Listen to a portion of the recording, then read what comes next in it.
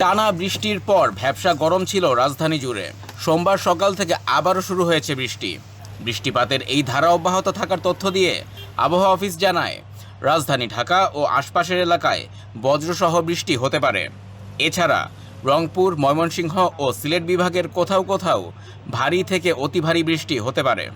আগামী 24 ঘন্টার আবহাওয়া পূর্বাভাসে যেটা বলা হয়েছে যে দেশের 8টা বিভাগে অর্থাৎ রাজশাহী, রংপুর, ময়মনসিংহ, সিলেট, ঢাকা, খুলনা, বরিশাল এবং চট্টগ্রাম বিভাগের অনেক জায়গায় হালকা থেকে মাঝারি ধরনের বৃষ্টি অথবা বজ্রসহ বৃষ্টিপাতের সম্ভাবনা আছে। সেই সাথে চট্টগ্রাম ব্যতীত বাকি 7টা ডিভিশন অর্থাৎ রাজশাহী, রংপুর, ময়মনসিংহ, সিলেট, ঢাকা, খুলনা, বরিশাল এই 4টা বিভাগের কোথাও কোথাও ভারী থেকে অতি ভারী বর্ষণের সম্ভাবনা আছে।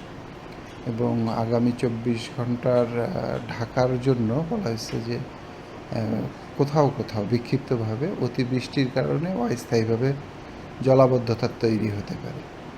আর বর্তমানে যে আবহাওয়ার যে অবস্থাটা আছে এটার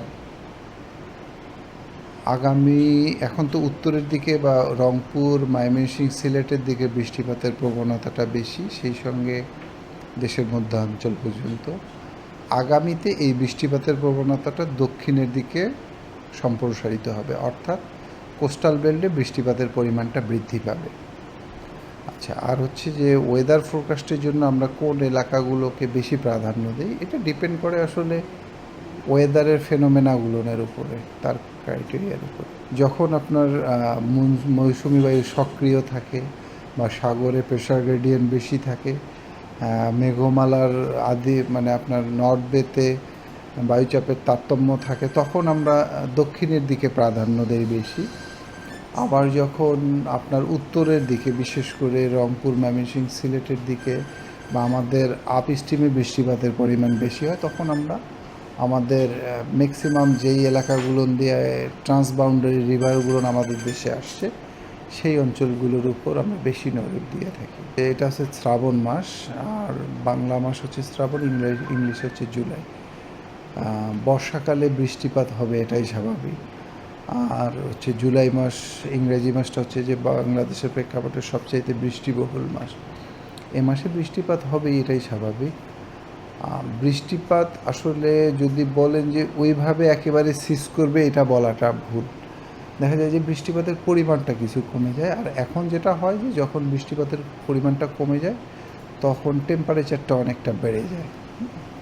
এটার মূল কারণ হচ্ছে যে কোল্ড ওয়াটার রেইন আর ওয়ার্ম ওয়াটার রেইন। মনসুনে সাধারণত ওয়ার্ম ওয়াটার রেইন হয়, ফলে দেখা যায় যে টেম্পারেচারটা খুব বেশি কমে না। আবার যখন বৃষ্টিপাতটা সিজ হয়ে যায় বা কমে যায় তখন র্যাপিডলি টেম্পারেচারটা বেড়ে যায়। যদি আপনি পার্বত্য চট্টগ্রাম বা হিলি রিজিয়নের কথা বলেন, ওই এলাকাগুলোতে যেটা দেখা যায় যে আমাদের মাউন্টেনগুলো তো আসলে অতটা হিলি নয়, পাথর নয়, ফলে কন্টিনিউয়াসলি 3-4 দিন বা 2-3 দিন ভারী থেকে অতি ভারী বর্ষণ হলে সেই ক্ষেত্রে দেখা যায় যে পাহাড়ি রিজিয়নের মধ্যে ভূমিধসের প্রবণতাটা দেখা দেয়।